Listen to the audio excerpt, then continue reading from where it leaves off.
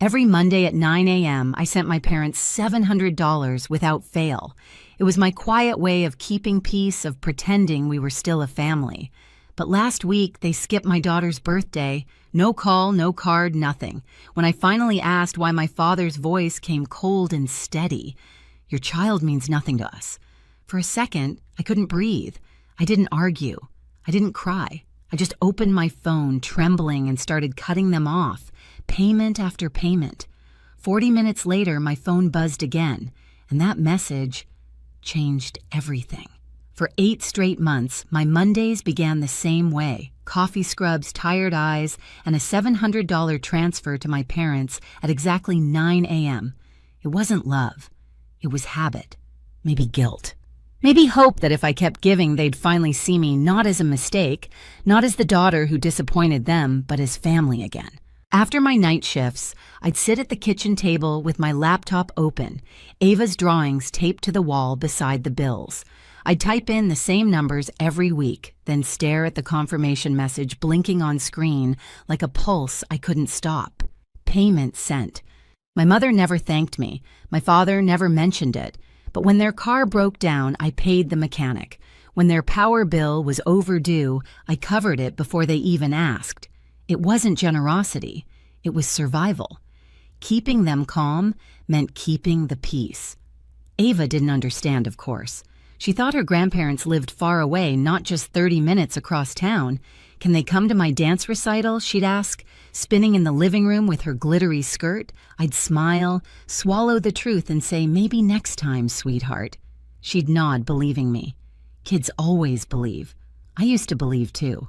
Believe that parents eventually soften, that pride fades, that love finds its way back through the cracks. I even imagined them sitting at my kitchen table again, holding Ava's little hands, telling her stories about when I was her age. But every call with my mother reminded me how far gone we were. She spoke to me like I was an employee, not a daughter. Her voice always clipped precise. "Don't forget to add the groceries this week. Your father's cholesterol pills are running out." Some nights I'd hear Ava talking to her dolls, giving them names: Grandma, Grandpa, Mommy, making them hug, laugh, share cookies. Watching her made my chest ache. She was building the family she wished she had. So when her birthday came around, I went all out. Streamers, balloons, lemonade in mason jars, even a cheap bouncy castle I found secondhand. She twirled in her pink dress hair, braided like Elsa cheeks, flushed with excitement. "Do you think they'll come this time, Mommy?" she asked, peering through the fence as guests arrived. I hesitated, forcing a smile. "Maybe, baby. Let's wait a little longer." But deep down, I already knew. By 3 o'clock, the candles had melted into soft pink puddles and the lemonade was warm. The yard still smelled like sugar and sunscreen, but the laughter was fading.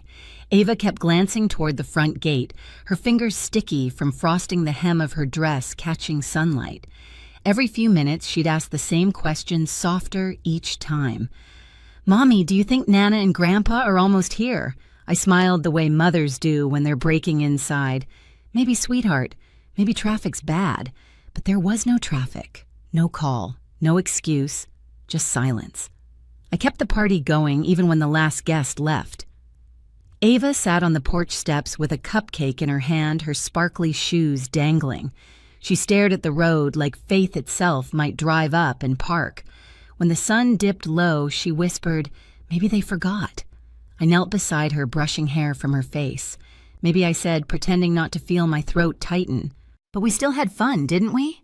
She nodded, tired now, her lashes heavy with sleep. That night, after tucking her in, I sat on the couch, scrolling through photos, her smiling with friends, balloons bobbing in the background. Every picture felt like proof that I'd tried. Then I saw it, Mom's text sent that morning. "Tell Ava happy birthday from us." That was it. No call, no visit, not even a period at the end of the sentence. I stared at the screen for a long time, then I called. I don't even know why. Maybe I wanted an explanation. Maybe a lie that sounded like love. Dad answered. His voice was sharp, annoyed, like I'd interrupted something. "What is it, Penelope?" "Why didn't you come today?" I asked. A pause. A sigh, heavy with contempt.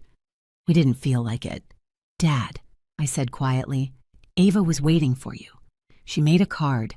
Another pause. Then the sentence that split my world clean in half, "Your child means nothing to us." For a moment, all I heard was the low hum of the refrigerator and the blood pounding in my ears. My body went cold before my mind caught up. "What did you just say?" He didn't repeat it. He just hung up. I sat there with the phone still pressed to my ear, staring at the blank wall across the room. Not crying, not shouting, just frozen. Ava's drawings fluttered on the fridge behind me, little crayon hearts and stick figures, smiling in a world that didn't exist. My hands started to shake. I turned the phone over, set it on the counter, and whispered to no one. "Okay." The quiet felt heavier than grief. I walked to Ava's room. She was asleep. Her hair tangled her cheeks, still pink from the day. I knelt beside her and kissed her forehead. "You're everything," I whispered, "even if they can't see it." Back in the kitchen, I looked at the clock. 9:07 p.m. The same time I usually checked the week's payments. The habit was automatic, my thumb hovering over the app before I stopped myself. Not this time. I poured the leftover lemonade down the sink, wiped the counter clean, and stood there in the stillness, knowing that after tonight, something in me was about to change forever. I didn't sleep that night. I just sat at the kitchen table watching the clock tick past midnight, replaying his words over and over.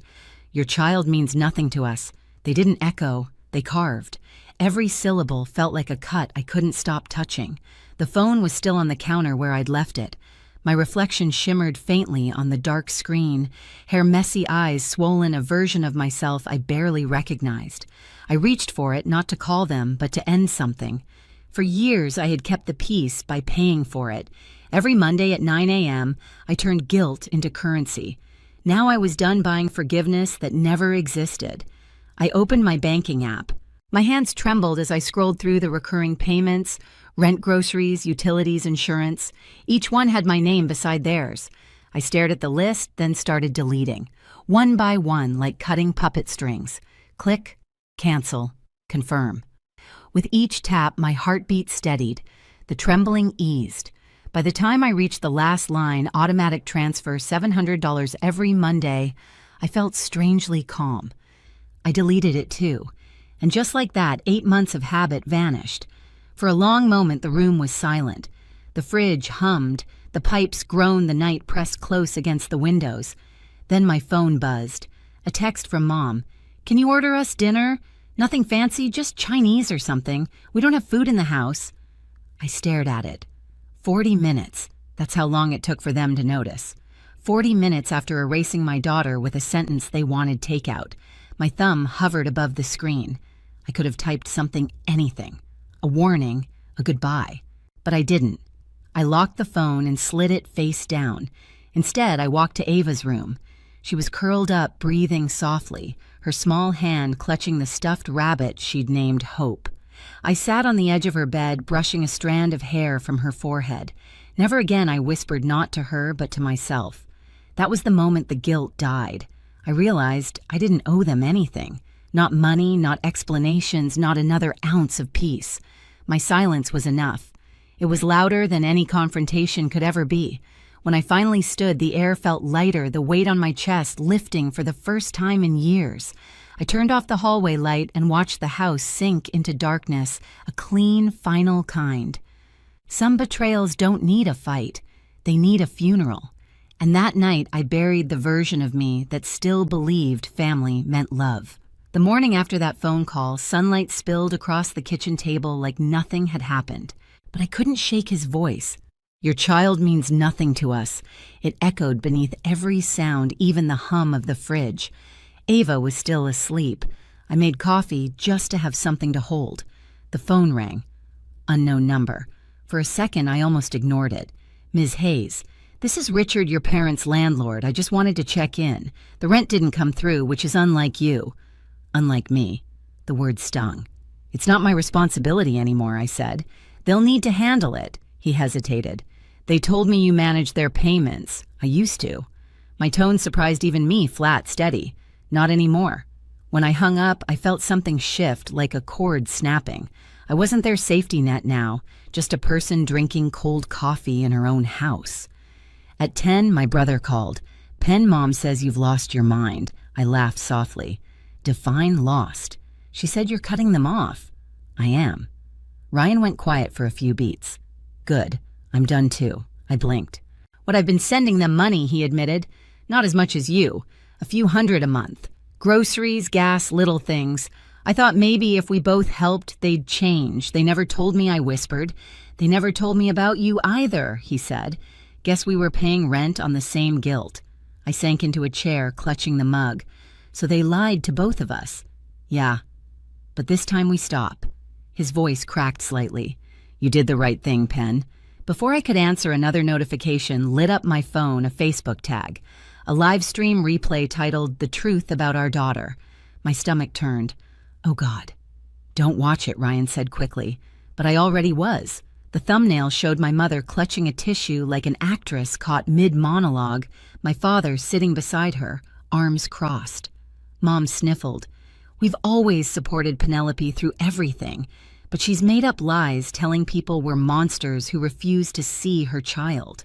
None of that is true. Dad leaned closer to the camera. She's been forcing money on us for years. She needs help. I didn't blink.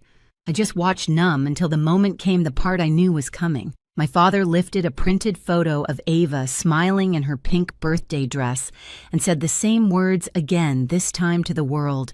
This child does not exist to us. I froze. Ava's laughter from the park, her small hands clapping at candles, flickered in my head like a film burning out. I closed the video, unable to finish. Within an hour, messages poured in. Are you seeing this? Is that your dad? Comments piled under the video, half sympathy, half judgment. Who says that about a 6-year-old? She probably deserved it, praying for their hearts. If this is real, it's disgusting. I turned my phone off. The house felt too quiet, like even the air didn't want to move. Later that afternoon, Ryan texted, "Don't post anything. Let them choke on their own words." I obeyed. Silence. I was learning could be louder than rage. By evening, the video had spread through our small town. Their church friends shared it with prayer hands emojis. Others commented, "What kind of grandparents say that the tide was turning without me lifting a finger?" The next morning, Richard texted again. "They've been told to vacate. 30 days. I'm sorry it came to this." I didn't reply. I didn't need to. Justice for once was efficient. 2 days later, my cousin Lauren called, voice shaking with anger. They're at the family reunion. Can you believe it? I frowned. They weren't invited. They showed up anyway, trying to get sympathy. Lauren, "I'm done pretending," she said. "You might want to check Facebook later." Then she hung up. An hour later, I did. The video was already climbing in shares, grainy handheld footage from someone's phone. A sunny backyard, picnic tables, plastic cups. My parents stood near the center, my mom speaking to a circle of relatives, pleading. No matter what Penelope's told you, she said we love her. And that poor child. She's confused. Lauren's voice cut in, sharp and clear. Before or after you said her kid doesn't exist? The camera turned toward her. She was holding up her phone, volume blasting. From the tiny speaker came my father's voice, unmistakable. Your child means nothing to us. Gasps. A collective inhale. My mother froze mid-sentence. My father's face drained of color. The whole yard fell silent except for a lawnmower humming somewhere in the distance. Then Uncle James stood up slowly, his voice calm but firm. If that's how you treat your granddaughter, you don't belong here. No one argued. No one comforted them. They left without a word, faces pale, eyes down. The camera panned back to Lauren. Someone muttered, "Good for her." Another voice said, "About time." I watched the clip 3 times, then set the phone down and laughed a quiet, shaking laugh that came from deep inside my chest. Not cruel, just released. Ryan called that evening. "You saw it, I did. They humiliated themselves," he said. "Finally, they did," I said softly. "And I didn't have to do a thing. Sometimes the truth handles itself," he murmured. That night, I sat by Ava's bed while she slept, her hand wrapped around her stuffed bunny. For the first time in months, my chest didn't ache. I listened to the faint sound of rain tapping against the window and thought of every Monday morning I'd wasted paying for love that never existed. I opened my laptop not to send, but to check the confirmation history, 8 months of payments, line after line of completed. I scrolled to the end and whispered, "Not anymore." The next morning, the headlines in our small-town Facebook group were brutal, church couple exposed for disowning grandchild. Someone had clipped both videos together, the live stream and the reunion scene. The comments were merciless. Hypocrisy at its finest. You can't erase your own blood, that poor little girl. By noon, their church deleted their photos from the website. The landlord changed the locks. Their supporters went quiet. I didn't post anything. I didn't celebrate. I simply took Ava to the park again. She drew stars on the sidewalk and said, "Mommy, this one's for Uncle Ray." The air smelled like rain and chalk dust. She laughed, and the sound was so pure it hurt. When we got home, I found an envelope in the mailbox, cream paper, my name written neatly across the front. Inside a short note in Aunt Virginia's handwriting, they chose pride over love. You chose your child. That's what family's supposed to look like. I folded it and slipped it into a drawer. Some victories don't need applause. That night, as I tucked Ava into bed, she yawned. "Mommy, can Nana and Grandpa come next year?" I hesitated. "No, baby, they won't be coming anymore." She nodded, thoughtful. "That's okay. We can invite Uncle Ryan instead." I smiled, brushing hair from her cheek. "Yeah, sweetheart, that sounds perfect." When I turned off the light, the room was quiet, but this time it wasn't empty. It was peaceful, earned. The following week, everything felt quieter, like the world had finally exhaled. The endless pings, the messages, the noise, it all faded into a dull hum. My parents had vanished from social media, their profiles wiped clean. Their church released a short statement about family healing, but everyone knew what it meant. I didn't feel victorious. I felt free. The kind of freedom that doesn't rush, that just sits beside you in the morning sunlight and lets you breathe. Ava was humming at the breakfast table, spreading jelly on toast, oblivious to the storm that had finally passed. Ryan stopped by that weekend with groceries and a grin that reached his eyes. "You look lighter," he said. "Maybe I am," I replied. We drove to Aunt Virginia's for Sunday lunch, lemon pie cooling on the counter, sunlight pouring through lace curtains. She hugged Ava first, then me. "Peace looks good on you, Penelope," she said. Over lunch, she talked about boundaries, about how love without respect isn't love at all. I listened, really listened, and for the first time, I believed it. Later, while Ava colored at the table, Aunt Virginia slipped an envelope into my hand. "For when you forget, why you stopped." Inside was a single line, "Kindness with boundaries is strength." That night, I watched Ava sleep and realized the silence in our home no longer felt like punishment. It felt like protection. I stood by Ava's door, watching her chest rise and fall beneath the soft glow of her nightlight. For the first time in years, I didn't dread tomorrow. I didn't owe anyone peace but us. My parents had chosen pride. I chose freedom. And that choice, quiet, steady, final, was the loudest revenge I could ever give. If you've ever had to walk away to protect your peace, you're not alone. Share your story below and don't forget to subscribe for the next one.